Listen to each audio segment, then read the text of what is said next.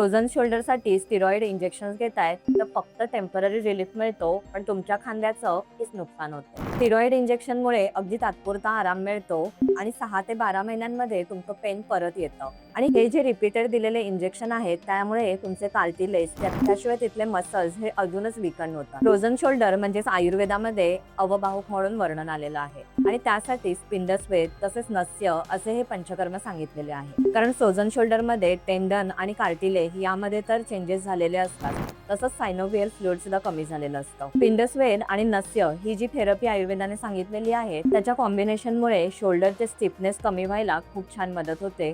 तसंच तिथल्या कार्टिलेजची जी झीज झालेली असते ती सुद्धा भरून निघते. शोल्डरचं सर्क्युलेशन वाढवायला, तिथलं नर्व फंक्शन वाढवायला हे पंचकर्म व आयुर्वेदिक मेडिसिन खूप छान काम करतात व 6 ते 8 आठवड्यांमध्येच तुमची शोल्डरचं जे दुखणं आहे ते अगदी कमी होऊन जातं. आपल्याकडे ठाणे क्लिनिकमध्ये येणाऱ्या पेशंटचे फ्रोझन शोल्डर आपण खूप छान पद्धतीने ट्रीट केले आहेत. त्यांची जी शोल्डरची रेंज ऑफ मोशन असते ती 60 to 80% पर्यंत आपण 2 ते 3 महिन्यांमध्येच वाढवलेली आहे. तुम्हाला सुद्धा जर फ्रोझन शोल्डरचा त्रास असेल व तो स्टिरॉइड इंजेक्शन शिवाय तुम्हाला बरा करायचा असेल तर नक्की आम्हाला संपर्क करा.